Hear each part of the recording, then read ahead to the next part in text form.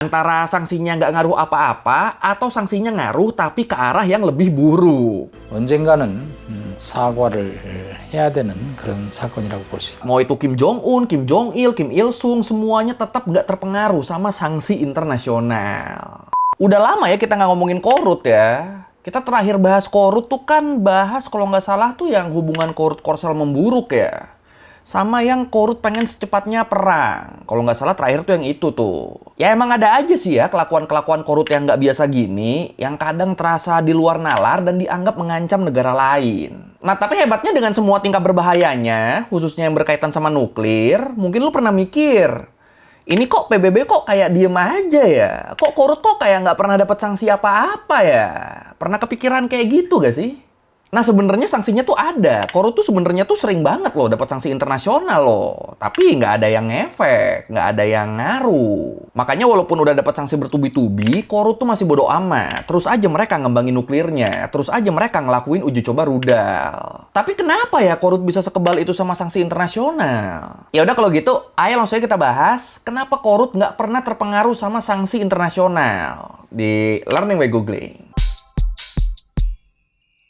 Ya, sebagai negara komunis yang cukup terisolasi dan dipimpin sama rezim otoriter, banyak banget nih negara dan organisasi internasional yang was-was sama keberadaan Korut. Apalagi langkah dan tindakan-tindakan yang diambil Korut tuh kan sering bikin ketar-ketir ya, terutama soal senjata nuklir dan rudal balistiknya. Iya kan sering banget kan Korut tiba-tiba ngelakuin uji coba nuklir dan ngeluncurin rudal ke Pasifik, ngelewatin negara-negara tetangganya. Dan kelakuan-kelakuan Korut yang begitu itu ngebikin mereka jadi dijatuhi banyak sanksi internasional sejak awal keberadaan mereka. Kalau menurut CES Journal, sanksi internasional yang pertama kali dijatuhin ke Korut tuh dikasih sama Amerika di tahun 1950.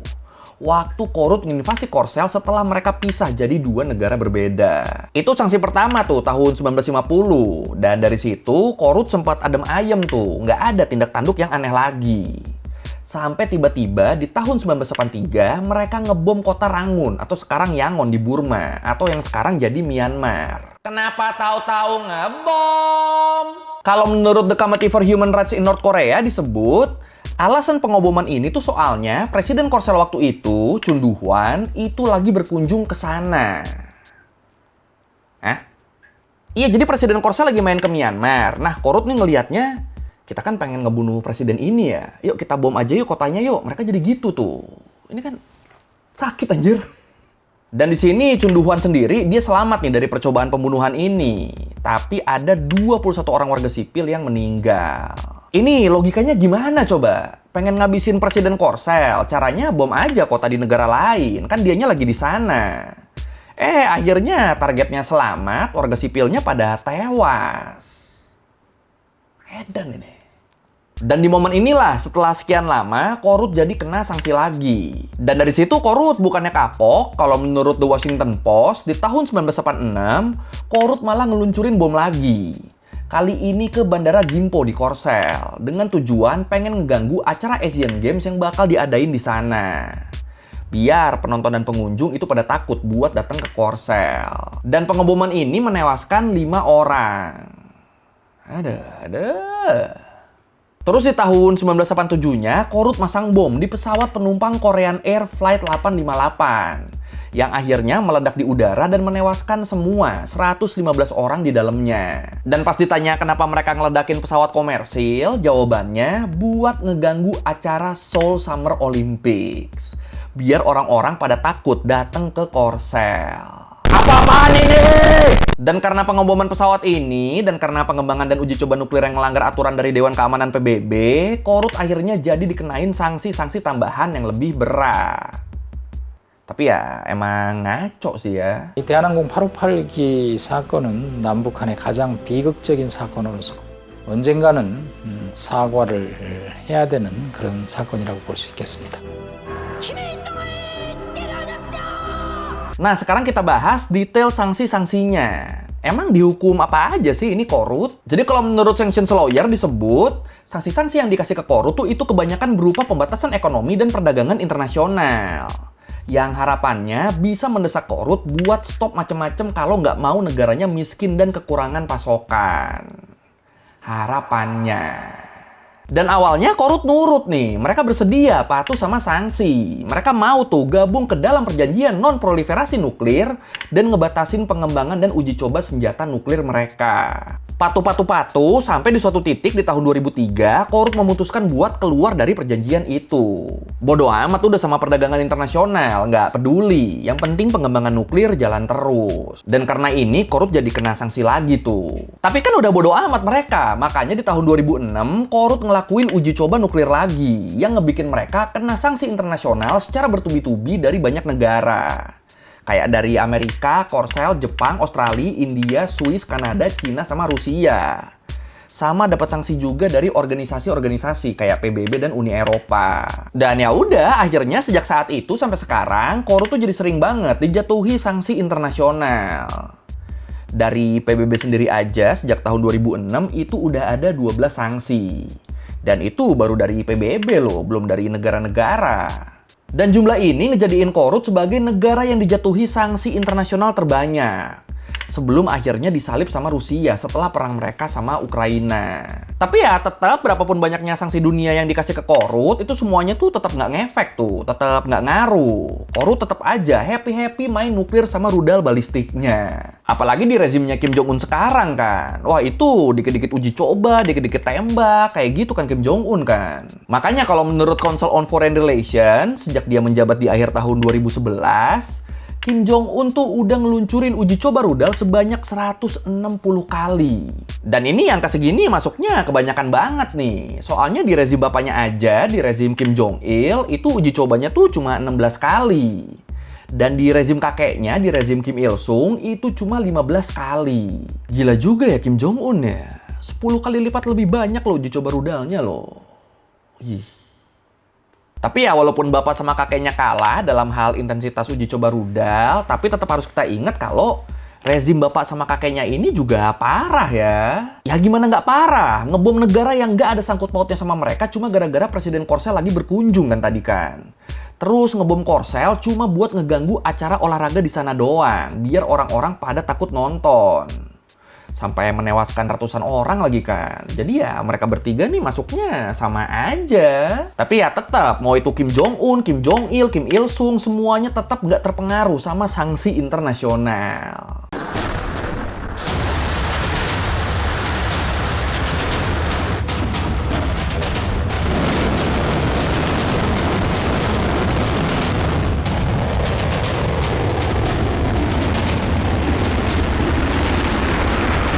Nah, kalau menurut Foreign Policy in Focus, selama ini sanksi yang dijatuhin ke Korut tuh kan kebanyakan kan sanksi ekonomi ya. Jadi lewat sanksi ini, Korut tuh jadi dibatesin aktivitas ekspor impornya. Sama mereka juga tuh bakal ditolak kalau pengen gabung ke organisasi keuangan dunia, kayak IMF atau World Bank gitu. Kalau mereka mau gabung. Cuma kan sejauh ini kan Korut kan nggak pernah minta gabung ke sana kan. Makanya dari sini aja udah kelihatan tuh kalau sanksi-sanksi ini tuh terbukti gagal dan sia-sia karena nggak memenuhi tujuan utamanya. Tapi kenapa sanksinya bisa gagal? Jadi gini, sebenarnya sanksi ekonomi kayak gini tuh ini udah sering banget diterapin ke negara lain yang lagi bermasalah dan biasanya tuh selalu berhasil. Mau itu di sanksi ekspornya, impornya, nggak boleh ikut organisasi, biasanya tuh selalu berhasil. Ya, biasanya kan efeknya kalau ekspornya dibatesin, otomatis pendapatan negara kan bakal berkurang dong. Nah, itu kalau negaranya takut jatuh miskin, itu negaranya tuh nggak akan mau tuh sanksinya diperpanjang tuh. Makanya endingnya mereka nyerah dan ngikutin apa mau si pemberi sanksi. Terus kalau yang disanksi impornya, itu juga sama tuh. Itu bakal ngebikin mereka kekurangan sumber daya. Baik itu impor sumber energi kayak minyak dan batu bara, impor bahan-bahan pangan, ataupun impor-impor lainnya. Nah, dengan ini jadi, kalau negaranya takut warganya jadi susah karena kekurangan pangan, energi, ataupun takut militernya kekurangan senjata, negara itu juga jadi bakal nyerah ke si pemberi sanksi. Dan kalau sanksinya dalam bentuk ditolak gabung sama organisasi keuangan internasional, itu juga sama tuh, bakal bikin si penerima sanksi merugi. Ya soalnya kalau si negara penerima sanksi ternyata butuh minjem dana buat pembangunan misalnya, ya ujung-ujungnya mereka bakal nyerah juga kan ke si pemberi sanksi. Mereka bakal nyerah sama sanksinya. Jadi biasanya gitu tuh, sanksi-sanksi ekonomi ini tuh biasa tuh selalu efektif. Tapi di kasusnya Korut ini beda nih. Mereka nggak peduli, mereka nggak takut. Ekspor dibatesin, bodo amat. Impor dibatesin, bodo amat. Nggak boleh join organisasi, ya emang nggak pernah pengen join juga. Jadi ya udah deh, pusing deh tuh yang ngasih sanksi deh. Sumpah ini gue ngebayanginnya ya, ini di PBB tuh Amerika segala macam lagi pada ngumpul, mereka lagi ngasih sanksi ke Korut. Tahu-tahu Kim Jong Un dateng terus bilang, kowe, aku ora wedi karo kowe. Aku wedine karo Gusti Allah. Makanya kalau menurut East Asia Forum, pembatasan ekonomi global kayak gini tuh ini udah jelas terbukti sia-sia buat nundukin Korut. Soalnya Korut nih emang udah bermasalah dan dijauhi banyak negara dari awal negaranya berdiri. Bener-bener negara yang mau kerja sama-sama mereka tuh itu cuma Cina sama Rusia doang. Jadi ya kalau Korut dikasih sanksi nih, nggak boleh dagang sama negara lain, nggak boleh ekspor impor, ya itu nggak ngaruh buat Korut. Orang dari awal mereka emang nggak ada hubungan diplomatik dan kerja sama apa-apa sama negara lain. Jadi ya kalau dikasih sanksi ya buat Korutnya kayak nggak ada yang berubah, sama aja. Terus lagi dua mitranya Korut juga, Cina sama Rusia, mereka juga kan negara yang punya kuasa ya, negara yang punya hak veto. Jadi ya buat apa khawatir, nggak akan ngaruh kan sanksinya kan ke mereka kan. Apalagi 90% perdagangan internasional Korut kan dilakuinnya kan sama Cina doang. Jadi ya bodo amat negara lain mau ngasih sanksi atau apa. Selama Cinanya biasa aja, ya aman-aman aja Korut. Tapi kocak sih ini sih, ternyata sanksinya tuh emang nggak ngubah apa-apa. Orang dari awal Korutnya udah dijauhin, udah nggak punya hubungan apa-apa. Ada. China is by far North Korea's most important trading partner. According to economics experts, it accounts for 90% of North Korea's export trade.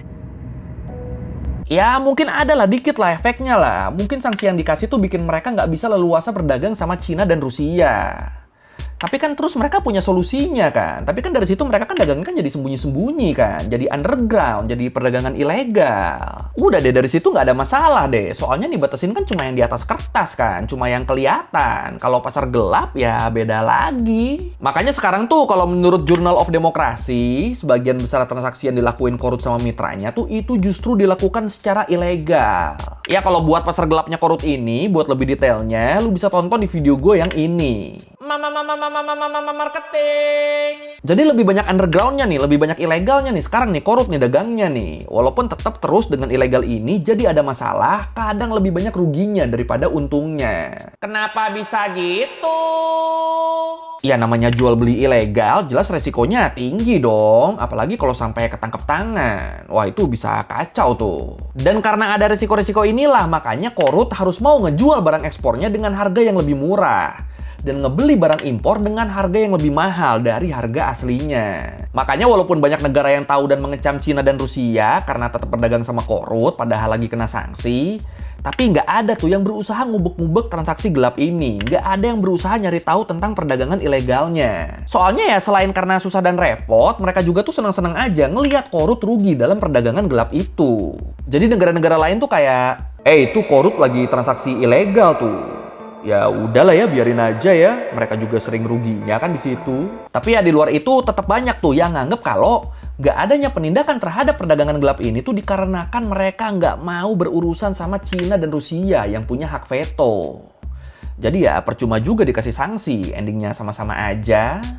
North Koreans turned to black markets to sustain a living. The markets gradually took root as the distribution of food and daily necessities by the regime became scarce. And the people started to look for ways to provide for themselves. 북한 대부분의 주민들이 시장을 통해서 먹고 살고 있거든요. 즉 생계 유지를 하고 있는데 sayangnya dibalik nggak ngaruhnya sanksi internasional terhadap Korut, ternyata ada efek yang justru lebih mendesak nih. Ternyata sanksi yang harusnya bikin Korut jadi jerah, itu malah berefek sebaliknya. Kalau menurut John Delury, direktur di Yonsei Center on Oceania Studies yang fokus neliti hubungan antara Amerika sama negara-negara Asia Timur, dia bilang, sanksi internasional yang diberlakukan ke Korut itu sia-sia dan kontraproduktif. Yang artinya menghasilkan hal yang berlawanan sama tujuannya. Iya, jadi kalau menurut Delury, gara-gara disanksi terus-terusan gini, jadinya tuh sangat tidak mungkin Korut mau ngehentiin program senjata nuklir mereka. Yang ada, semua sanksi itu tuh justru bakal merugikan warga sipil Korut yang nggak bersalah. Dan bahkan mungkin merugikan dunia internasional. Soalnya ya di satu sisi dengan adanya sanksi itu, sumber daya untuk masyarakat Korut kan jadi berkurang kan dengan semua pembatasan yang ada. Terus daya jual produk yang mereka hasilkan juga tuh jadi rendah karena ekspornya dibatasin. Jadinya ya ekonomi dan kesejahteraan mereka tuh jadi ikut terbatas. Tapi terus di sisi lain, dengan terus-terusan dikasih sanksi ini, Korea tuh justru akan makin ngerasa membutuhkan senjata nuklirnya karena sikap bermusuhan dari negara-negara dunia. Jadi buat menjaga negaranya dari ancaman dan intervensi asing, Korea tuh milih buat makin memperkuat militernya dan makin ngembangin senjata nuklir dan rudal balistiknya. Jadi efek dari sanksi-sanksi ini nih bukannya plus malah makin minus nih. Bukannya Korut kapok main nuklir, yang ada malah makin rajin ngolah nuklirnya. Dan ketika disanksi ini, bukannya Korut nyerah demi kesejahteraan warganya, yang ada malah warga Korut yang jadi harus dagang di pasar gelap, yang seringnya bikin mereka rugi. Bener-bener bisa berbalik gitu ya efeknya ya. Wah. The development of black markets is evident in satellite photos. There are now an estimated 400 black markets across North Korea. When temporary street markets and alley markets are included, the number would jump to over 1,000. Terus dengan adanya pembatasan akses dan segala macam juga, ini ngebikin bantuan-bantuan dari organisasi kemanusiaan jadi susah masuk ke Korut. Kalau menurut Kim Bipat dari WHO, diperkirakan sebagai akibat dari sanksi pembatasan di tahun 2018 terhadap Korut, itu ada sekitar 4.000 orang yang harus meninggal akibat kematian yang sebenarnya bisa dicegah. Terus ribuan orang lainnya juga tuh harus menderita karena kelaparan dan kekurangan sumber daya. Dan tetap di sini LSM dan lembaga kemanusiaan dari PBB itu nggak bisa masuk ngasih pertolongan karena adanya sanksi-sanksi tadi. Dan ini bisa begini soalnya waktu itu sanksi pembatasan yang diberlakukan ke Korut tuh itu emang nggak mengecualikan bantuan kemanusiaan. Tapi terus dari situ, gara-gara kejadian itu dan setelah PBB dan lembaga kemanusiaan lain mendesak supaya sanksinya dikecualikan buat urusan kemanusiaan, akhirnya buat bantuan kemanusiaan ini dikecualikan nih, jadi boleh masuk nih. Tapi ya sayangnya itu udah telat, sayangnya ribuan orang udah keburu nggak selamat. Aduh. Nah, karena efek-efek yang kontraproduktif ini, akhirnya banyak ahli yang menyatakan kalau sanksi yang dikasih ke Korut tuh itu cuma punya dua kemungkinan output. Antara sanksinya nggak ngaruh apa-apa, atau sanksinya ngaruh tapi ke arah yang lebih buruk. Jadi nggak ada opsi output yang bagus nih dari pemberian sanksi terhadap Korut ini. Antara sama aja atau lebih parah. Tapi terus kalau sanksinya dicabut juga, itu takutnya malah memperburuk keadaan. Jadi ya emang serba salah sih ini ya. Tapi kalau menurut lu gimana nih? Apa sih kira-kira yang harus dilakukan dunia ke Korut? Minimal biar mereka nggak tes rudal balistik asal-asalan deh. Atau ya udah biarin aja, percaya-percaya aja sama mereka. Yang mana nih? Silakan komen. That nuclear program is why in March, the UN imposed their harshest restrictions against North Korea in decades. The result? Yet another nuclear test in September, the fifth so far. Oke, sekian Learning kali ini tentang kenapa Korut nggak pernah mempan sama sanksi yang dikasih ke mereka. Ternyata ya gara-gara itu ya. Gara-gara pertama mereka udah bodo amat, sama yang kedua ya sebenarnya nggak ngubah apa-apa. Karena ya pada dasarnya Korut tuh emang nggak deket sama negara-negara manapun kan. Kecuali Rusia sama Cina. Jadi ya nggak ngaruh udah. Yang ada malah jadi lebih buruk kan efeknya kan. Ada. Ya kalau lo merevisi kayak gue udah salah, atau lo mau nanya, atau lo mau nge video, bisa tulis di komen, kita diskusi biasa. Sekali lagi, thank you dan jangan lupa like, comment, subscribe. Bye. Kali-kali diriku kau hujat, padahal ini semua kodrat. Ku melawan bukan berarti